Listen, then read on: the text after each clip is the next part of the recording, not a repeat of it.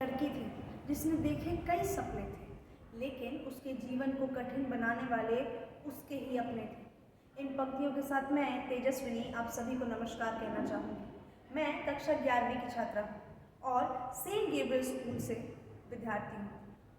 आज के हमारे विषय miracles happen if you believe in them, जिसका अर्थ है चमत्कार होते हैं अगर आपको उन पर विश्वास रहे। इसी के साथ मैं अपनी कहानी प्रारंभ करना चाहूँगी।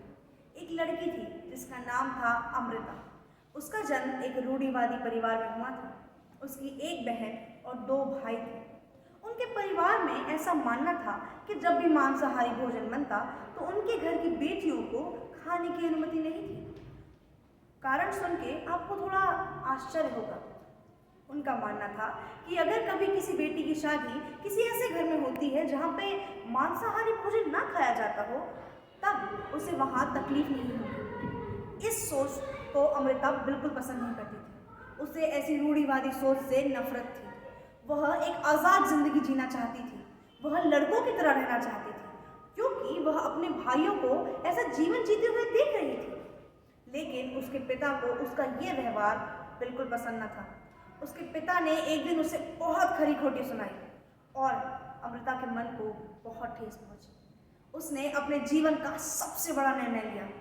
वो घर से भाग गई। वह ट्रेन में बैठी बिना किसी मंजिल के। उसकी सीट के सामने एक औरत बैठी थी जो रो रही थी।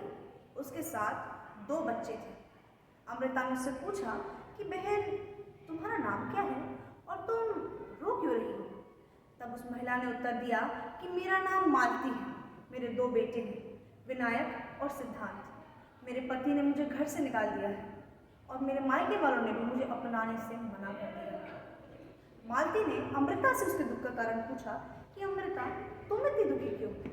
तब उसने कहा कि मालती, मेरे घर वालों ने भी मुझे घर से बाहर निकाल दिया है। वो मुझे बहुत ज़्यादा प्रताड़ित करते थे। इसी के साथ अमृता को उसके मन में एक विचार आया।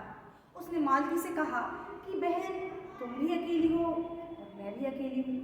क्यों ना हम एक दूसरे के जीवन का सहारा बने।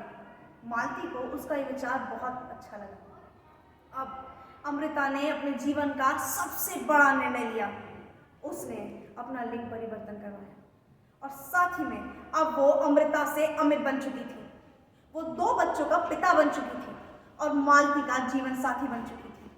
उसे गाड़ियाँ चलाने का बहुत शौक था। इसी के साथ उसने छोटी शुरुआत की। उसने ऑटो रिक्शा चलाना चालू किया और आज उसका एक ड्राइविंग स्कूल है और 4 गाड़ियां हैं।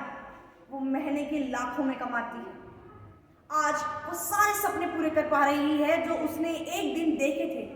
आज वो अपने बच्चों को और अपनी धर्मपत्नी को सारी खुशियां दे पा रही है।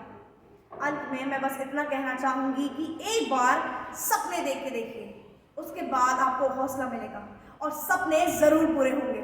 धन्यवाद।